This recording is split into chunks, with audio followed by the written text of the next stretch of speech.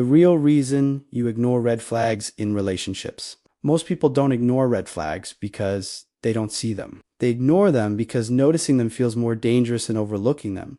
Think about it. How many times have you noticed something early on that didn't sit right? The emotional distance, the inconsistency, the subtle disrespect, the way your needs were brushed aside. You saw it, you felt it, and yet you stayed. You told yourself it was too early to judge, that everyone has flaws, that you were being sensitive, or you gave them the benefit of the doubt again and again. That wasn't ignorance. That was self-protection. Ignoring red flags isn't about lacking awareness. It's about what your nervous system believes will happen if you take those signals seriously. For many people, red flags don't just signal danger. They signal loss, abandonment, disconnection. And if your system learned early on that connection is something you have to preserve at all costs, then walking away doesn't feel like strength. It feels like threat. So instead, you minimize, you rationalize, you adjust yourself.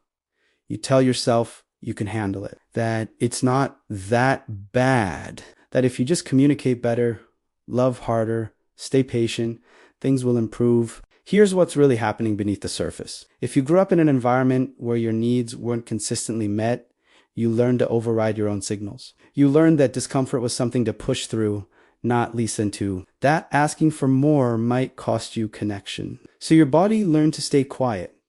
As a child, noticing red flags wasn't an option. If a caregiver was emotionally unavailable, unpredictable, or unsafe, you couldn't walk away. You had to stay attached. So your nervous system adapted by normalizing discomfort. That adaptation worked then, but now it keeps you stuck. In adult relationships, red flags trigger that same survival response. Instead of alerting you to leave, they activate your urge to fix, tolerate, or endure. Your system says, this is familiar. I know how to survive here. And familiarity feels safer than the unknown. There's also hope involved, a powerful kind of hope rooted in the past. The hope that this time will be different, that if you handle it better, communicate more clearly, love more patiently, the outcome will change. This is repetition compulsion at work.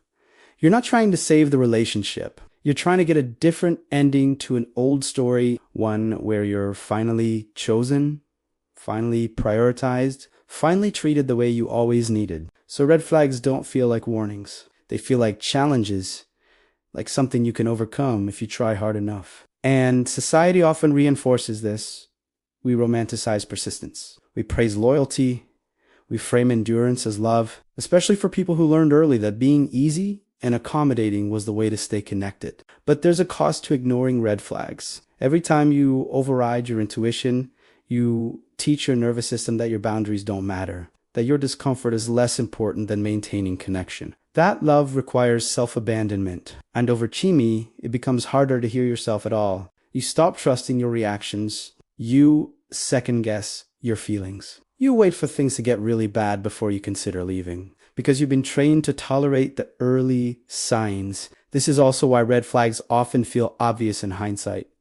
Once the relationship ends, everything becomes clear. You wonder how you didn't see it, but you did see it. You just couldn't afford to act on it at the time. Healing begins when you stop asking, why didn't I leave sooner?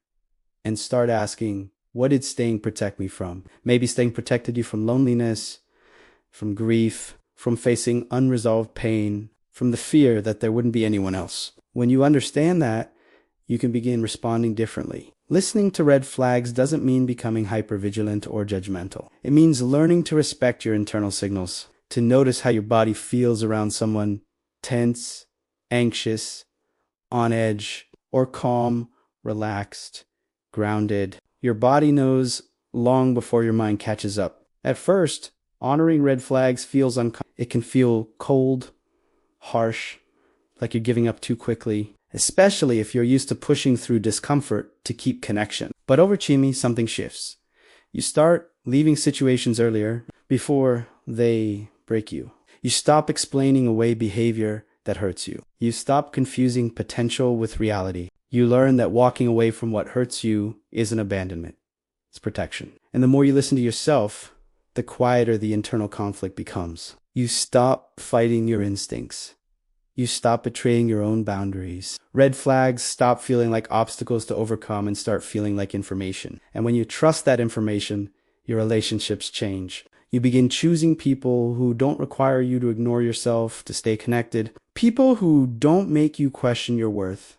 People who feel steady instead of and slowly you realize something important. You weren't ignoring red flags because you were naive. You were ignoring them because once upon a time, ignoring discomfort was the only way you could stay loved. But that time is over. You don't need to endure pain to earn connection anymore. You don't need to silence yourself to be chosen. Listening to red flags isn't rejection.